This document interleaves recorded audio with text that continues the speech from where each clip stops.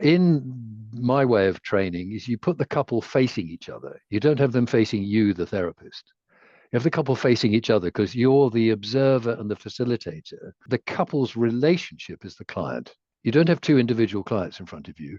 They co-create a third entity, an energy, if you like, a being.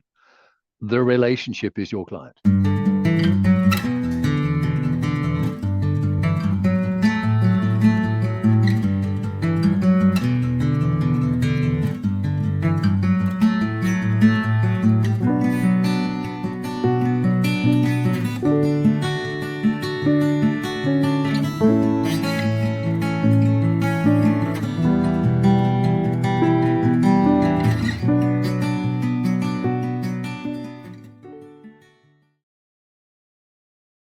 Mark Brayne, welcome back to the Art and Science of EMDR. Thanks for joining us. Thanks for the invitation. Good to be here. And just looking at looking at where people are. Wonderful mix of Luxembourg and Sussex and Hawaii. Amazing. Yeah. So, Mark, I know that doing couples work with EMDR is at least used to be a controversial kind of issue. How did you land on doing EMDR work with couples? So a little bit of background perhaps on sort of how I got to where I am and who I am. I'm a transpersonally trained psychotherapist. I used to be a BBC foreign correspondent in Beijing and various places, covered the end of the Cold War, and lived in Russia, speak Russian and German and things, lived in Germany and Austria. And I retrained in midlife, so I'm a little bit older than most of you, retrained in midlife as a psychotherapist, qualifying in 2000 with a master's in transpersonal psychotherapy. And then in 2004, I discovered EMDR and trained in EMDR in 2004. So I've been doing this for over 20 years now.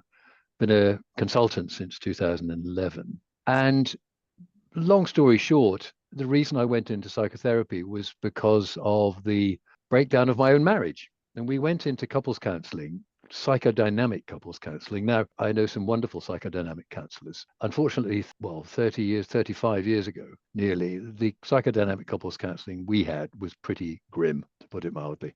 And it didn't work. Marriage struggled on for another 8 years and then collapsed in 2000. We are remarried. So with my first wife and the mother of Catherine, who is with us today and is a psychotherapist herself, Catherine Brayne, there's a clue in the surname. She just waved. We remarried 12 years ago. So we've sort of got the T-shirt on breakdown and divorce and discovering, actually, we love each other. And I am now with my ideal partner. I never thought that when we divorced in 2000. So that's a little bit of background. And in 2010, I really wanted to train in couples counseling. So I did a transpersonal couples training just as I was building up to be accredited, confirmed as an EMDR consultant. So it all sort of happened at the same time in a sense. And then the key piece, and I'll try and keep my answers shorter than I usually do. The key piece was in about 2014, I was approached by a British-Greek couple. So he was Greek and she was British, but living on a Greek island. And if you've ever seen Shirley Valentine, the movie Shirley Valentine, they were in trouble. And I was a long way away, but I knew how to do couples and I knew how to do EMDR. And I knew that the issues that were getting in the way of their relationship, because it was blindingly obvious, they had it written across their forehead, attachments issues, mother issues, father issues. I thought, well, I know how to do EMDR. I know how to do couples. Why don't I do EMDR with them both in the room on Zoom? I was already working on Zoom. And some of you might know, I mean, those of you who know me a little bit better know I've been working online for a very, very long time. So I did couples counseling using Zoom, working with them individually and using the bridging. How many of you are up to speed with bridging as a key tool for target identification? Some of you, but not everybody. But it's an incredibly important tool in attachment-focused or attachment-informed EMDR. So I used the bridge for them both. And guess what? We immediately unearthed, it's not rocket science, the root attachment family dynamics that were getting in the way of their capacity to have a healthy relationship in the here and now. So I thought, well, how am I going to do the bilateral stimulation? Because I didn't have any tools in those days and they didn't have buzzers. So I thought, well, I tell you what, I've got two people in the room. I do a lot of EMDR in person by tapping knees. Why don't I get one to tap the other's knees? Which is what I did. And the rest is history. It was very simple. So I did EMDR on one and then on the other, on their childhood formative stories that were getting in the way of the relationship being healthy. And of course, the extraordinary thing is that by tapping your partner's knees, you're also getting EMDR as they're telling their story and you're remembering yours. And it was extraordinary. It just worked. I mean, it really did work. We did about 6 sessions and made a huge difference. And I saw them again not so long ago, nearly 10 years later, and they needed a bit of tweaking, but it worked. I mean, I could tell you a lot of detail about the fundamental issues. He was a Greek husband. And if any of you have ever worked with anybody Greek families are very interesting. If any of you have ever worked with families are very interesting, but particularly Greek families, big, fat Greek weddings and things. So mother loomed large. We did some just fabulous work. And 10 years later, they were still together and it had worked. And just to finish this little piece here, if Jutta, my first and third wife, and I had this kind of counseling, this kind of couples therapy in 1991, we never would have had to put our children through the divorce and the rest of it. I mean, literally, because clearly we're compatible, it's working fine now. And the psychodynamic couples counseling was the most spectacular failure. So there you go. That's how I got into it, Rotem. Good question and long answer. Thank you. Yeah, I'm used to long answers from you. He said critically.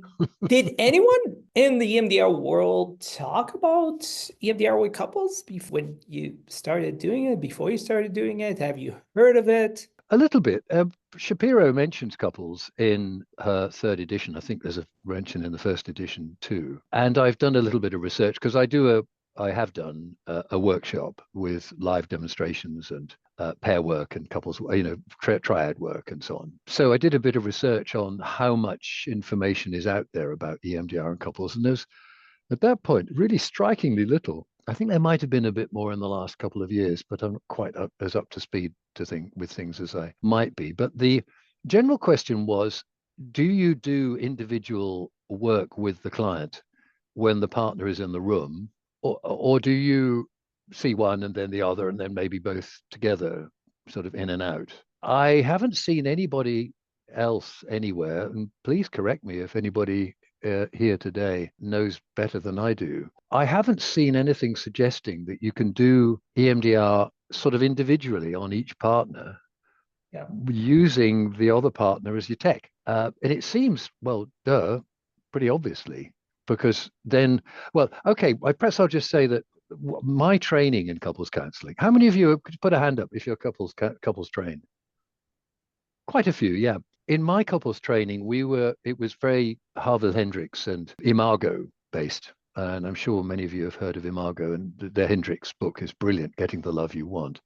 I haven't done the Gottman method, but apparently that's very good too. In my way of training is you put the couple facing each other. You don't have them facing you, the therapist. You have the couple facing each other because you're the observer and the facilitator. The couple's relationship is the client. You don't have two individual clients in front of you. They co-create a third entity, an energy, if you like, a being.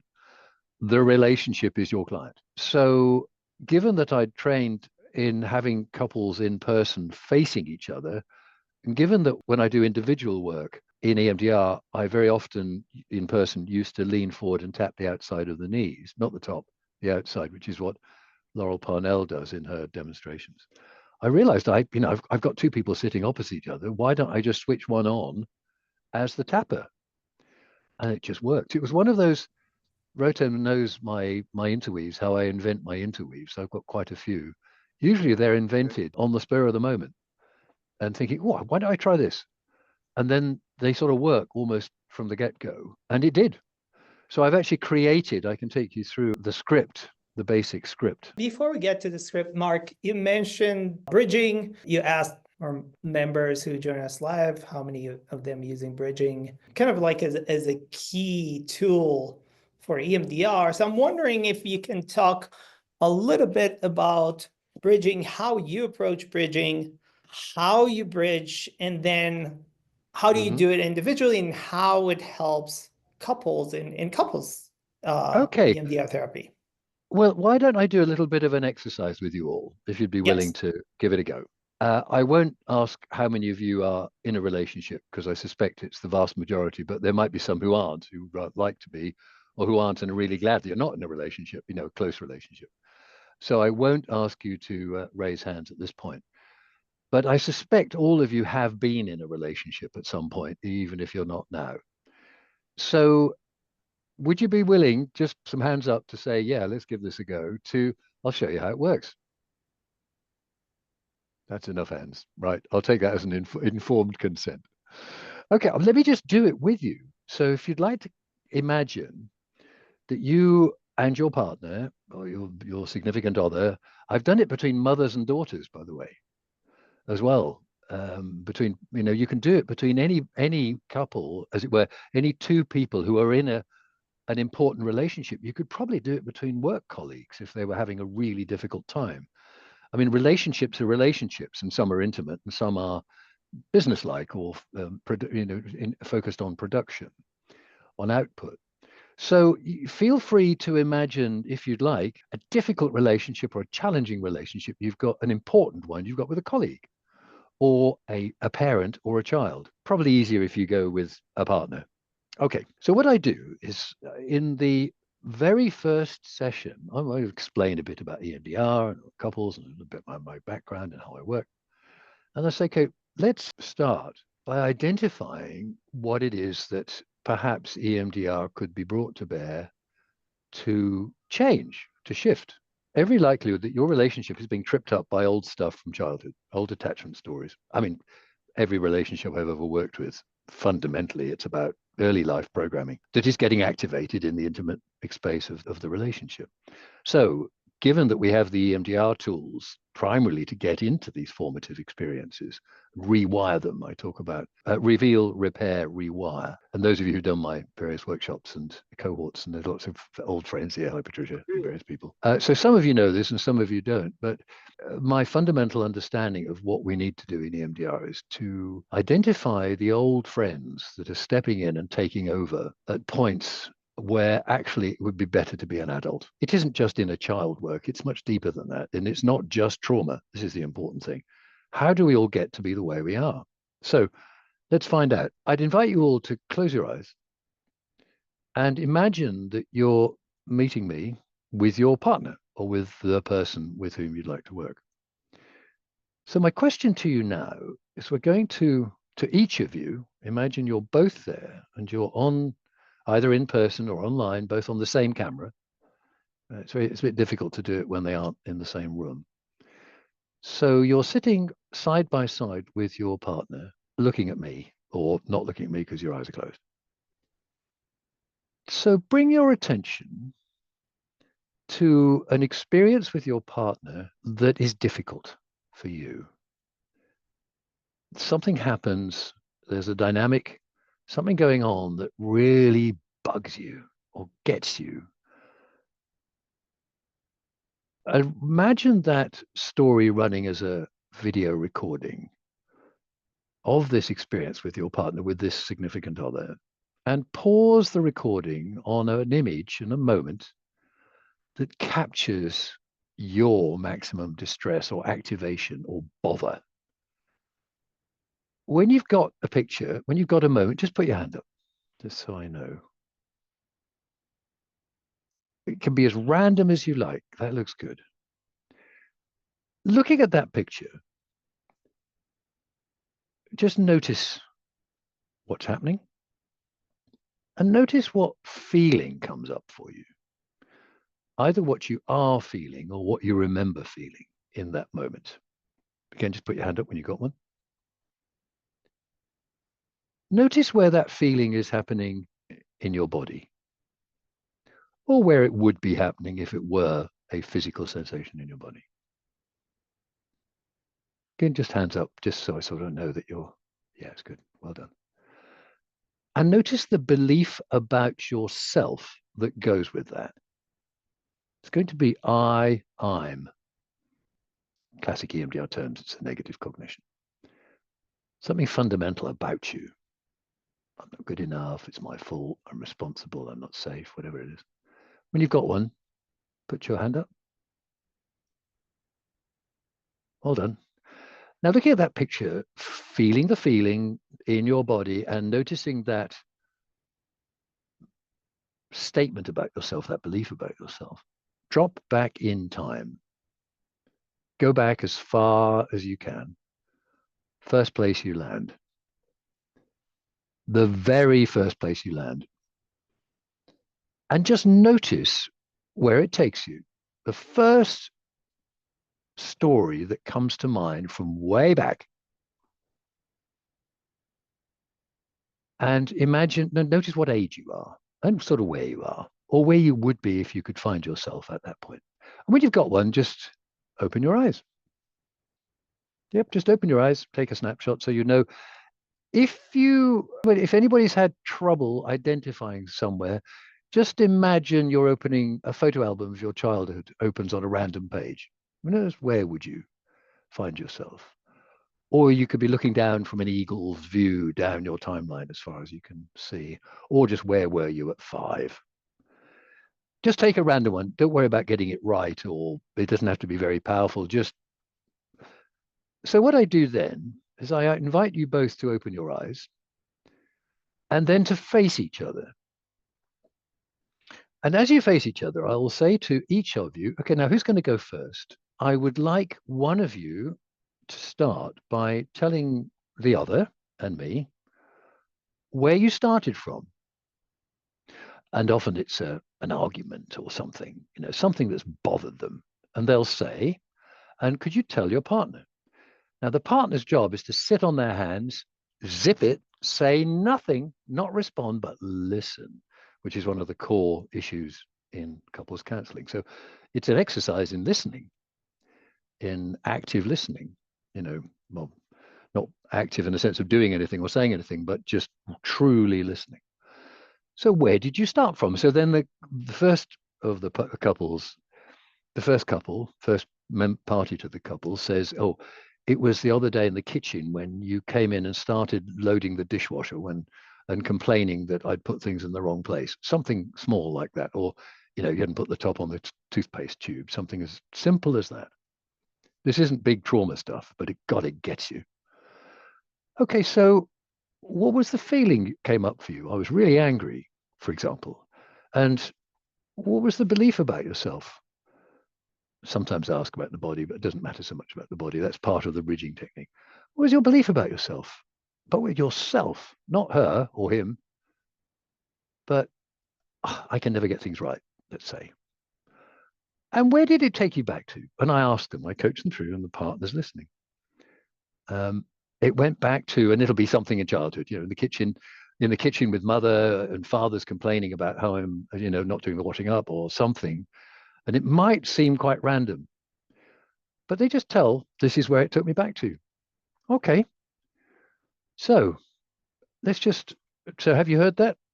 If there's anything not clear, I make sure it's clear. Let's now give the other partner an opportunity to do exactly the same. So where did you start? So I lead the questioning. Where did you start? And it's sometimes the same story, sometimes a different one. And where did it take you back to? What was your belief about yourself? Just unpacking. Where did it take you back to? And they go back to something in childhood. And then I say, okay, so let's start how it was to hear that. And it's amazing. There's a softening. There's a gentle sort of awareness. Just this process. We haven't done any tapping yet. Haven't processed anything at all. But it takes it away from the personal. It is an extraordinarily powerful exercise. And bridging just knocks my socks off again and again. When you do the bridging well, it's amazing what happens. And then you're up and away. Then you've got 2 stories that you can start working with. And not in that session, the next session, I say, should we work on these next time? So you're facilitating work on the root formative experiences that are buggering up the relationship in there and now. That's a very technical English term, that buggering up. And it's doesn't always work, but it's often very powerful. So there you go. Does that answer your question, Roten, vaguely? Yeah, it does answer my question. I'm wondering, just thinking phases of EMDR, you do bridging in phase 3. Is there any Okay, what's your approach to phases 1 and 2 when you work with couples? So history taking, do you do separate history taking? Do you see them individually for a session to take history? And then what do you do in terms of preparation work? Good question. I was trained in the Imago way of working never to see parties to a relationship separately because the relationship is the client. And if both aren't there, the relationship isn't there. I have to say, I don't work that way all the time. I'll certainly start with them together. Jessica, you're right. Bridging is what in classic EMDR terms is called float back. But just quickly to clarify that, in classic EMDR, you find your targets and you float back if you're getting stuck or if you have a sense it's got something to do with earlier life experiences. And you also ask people to think back to the first time or an earlier time in their life when they might have felt that. Bridging bypasses the left brain and it's proactive upfront in as target identification. It's one of my most important tools. That's why I don't call it float back. But in terms of preparation, I find it very valuable to do this piece of, if you like, phase 3 work without the phase 4 processing as a psychoeducational tool, as part of the preparation. And in the way that those of you who know how I work will know that I don't do a huge amount of history taking. I take the basics, obviously, but I don't spend, session after session doing great big spreadsheets and timelines and things with every terrible thing that the client has experienced, because bridging will take us where we need to go. And 9 times out of 10, it doesn't go into a classic trauma. It goes into usually the experience of maternal attachment, the presence or absence or the quality of the presence of mother in the context of the family system and dad and siblings and extended family. So this is very efficient, Rotem. You can get to work with this, literally in session 2. And I do think that a lot of the work here is the impact of this is the compassionate space in which each can hear the other's formative story. And it ceases to be so viciously personal once you see the child. But let me share with you one particularly valuable slide, which some of you who've seen me show, but here we go. So some of you might know this one from, it's a sculpture that was made at Burning Man in 2015 by Alexander Milov. And this basically sums up what's going on in relationships. It's a wonderful sculpture. And I show this to clients as well. That's what's happening almost always, really. If you've got somebody who's exercising coercive control and using violence and so on, obviously you've got big issues you need to sort. You can't do this kind of tender in the child work. But if somebody's being attracted into a relationship of coercive control or exercising coercive control, you can bet your bottom dollar those dynamics are rooted in childhood. So this still applies, even if obviously a relationship has to be safe, sufficiently safe for each other. I can't work with a couple where violence is being used. Where there is pain and a bit of control, yes, but physical violence, no. So in terms of processing, just to take the story forward, then further down the line, I'll certainly start off giving each an opportunity to have processing with the partner tapping the knees. Sometimes it's not safe to do that. Sometimes you have to be a little bit careful with this. It's not a one size fits all. But if there's a really big issue coming up that clearly needs to be sorted, which is not about the relationship, but it's about how somebody is being profoundly triggered in the relationship and it's their stuff, I'll do some separate sessions to clear that. It's like sort of, business-like, let's get this sorted, really focused. And I'm not using my relationship with the client, but I'm saying, look, get in there, roll up our sleeves, sort this childhood stuff out, and then get them back together again. Always make sure that there is equity, as it were, in the relationship, that you don't allow either or other to feel that they're being ganged up on, because that can easily happen. Yeah, that's a good point, Mark. So I want to take a moment for you to talk about the difference. I think one of the key differences, and I've done your training a number of times, one of the key differences between attachment-informed EMDR and standard protocol is that standard protocol, there are a lot of differences, but it starts with conceptualization. And in standard EMDR, we're looking at events, right? Like this is the traumatic event. And what you're talking about is different. It's millions and millions of micro moments that you That's call, right. I love that you call it the marinade. I wonder if you can talk about this marinade and what it means and how these millions of micro moments are shaping our nervous system and or our client's nervous system, because we're all good, we're therapists, we've figured it out, right? We're completely without issues. We have completely Yeah, resolved all of our childhood formative stuff. yeah, I will say, by the way, that a relationship, as Jutta, my wife, and I know, is the ultimate personal development workshop. You know, if you haven't dealt with something, it will come up in your relationship if the relationship is worth its salt. There's a lovely phrase from Sahir Baba, the Indian guru, which is a relationship that deals with a truth walks always the fine line between chaos and cosmos. I rather like that one. The fundamentals of attachment-informed EMDR, which I do maintain is a paradigm shift for the business, and I think this is where EMDR needs to go in the future. I mean, I'm a good deal older than most of you, but I do think this is the future of EMDR. I make big claims for it. The thing is that human beings get to be the way they are when they come to therapy to you, not because of trauma. They don't come to, well, because of trauma, maybe they get to be the way they are, but they don't come to you because of trauma. They come to you because their nervous systems can't deal with stuff that's happened to them. The issue is the how the nervous system was cooked. And all of our nervous systems, and any of you who've got children or grandchildren or ever been a child or ever watched a child, I guess that's most of us, will know that, and we've got two little grandsons at the moment, watching them learn how to be in the world millisecond by millisecond. It's extraordinary. That's how fast the brain works. And it starts at the moment of conception. I mean, plenty of people would argue it starts earlier. But from the moment of conception, as the nervous system layers up, from the moment those two cells join and become one, then the nervous system is learning how to be in the world. And it learns using the genetic coding that it carries and the epigenetic coding that it carries from 3.5 billion years of life on the planet, million years of human beings, 200,000 years of Homo sapiens, and families and stuff and mother and everything. So it's layered up, as Rotem says, millisecond by millisecond. That's how fast the brain works.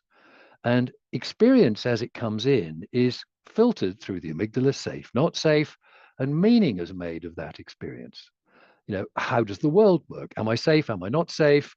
What do I do with this? How does the system? This is deeply unconscious. It's way below the level of consciousness. The amygdala is processing 2 million bits of information per second. The frontal cortex, I read somewhere, can manage about 16 bits per second. So this is happening at a fundamental level, at a cellular DNA level. And Rota mentioned the concept of marinade. We are all marinated literally for the first 9 months in our mother's juices, literally.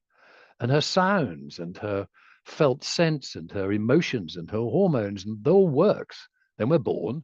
And then there's the fourth trimester where hugely dependent on mother. I mean, we stay very dependent on mother and family. We know whether, as Gabor Mate says, where there's no animal that is as vulnerable for as long as human beings are. There's no living creature on the planet that is as vulnerable as long as we are, as Homo sapiens. So how that fetus becomes Rotem or me or Friedemann or Nicholas or Patricia or lots of Amelie, good friends here, how we become who we are is layered up moment by moment by moment by moment. So when something happens, like a partner raises an eyebrow or reaches across you, I mean, Jutta could tell many stories here, reaches across you without thinking about the impact that that's going to have on you. The nervous system is cross-referencing that incoming information against the database of previous experience, personal, collective, and species and life. And it's coming to a conclusion in milliseconds, safe, not safe. So you get triggered by experience because the system is in survival mode. I mean, that's how we all work. So the EMDR that I advocate and use and train takes us into those formative moments. It goes through the trauma, right into the formative experiences. Now, the trauma locks stuff in place and it creates material that we're going to work with. But the reason trauma doesn't get metabolized is primarily because of the attachment context.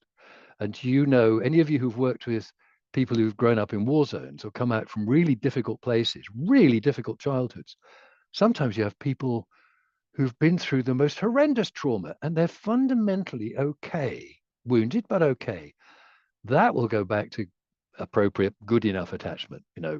John Bowlby and Winnicott and so on is good enough mothering. And this isn't to blame mothers or to put mothers on trial. We're all born of a female body. It's just how it works.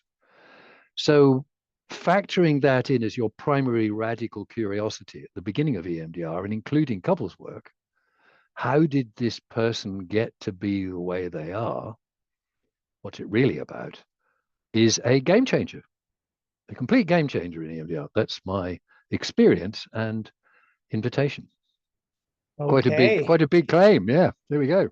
Yeah, no, big claim, but definitely transformative. But it is really, really significantly different way of doing EMDR when you have the attachment-informed EMDR framework. So we have our third cohort of Mark's course, Attachment-Informed EMDR. I'm grateful for Mark for several reasons. One of them is for the price of the course. So currently it's in the early bird price of $297. So, and then by the end of the weekend, this coming weekend, it will go up to $397, which I still think is a pretty good deal. So this is a 5-week course, and we designed it with the science of learning in mind. So we designed it in a way that you can learn a little bit of information about attachment-informed EMDR. Go try it with your clients. Come back the next week and ask Mark some questions. And then if still things need fine-tuning, then you come back another week and another week, and we do it over 5 weeks. And there's, discussion forum in our course space so you can ask questions. We have recorded materials, taken his training multiple times, and I always learn something new. So do I, by the way. yeah, thank you so much, Mark Brayne.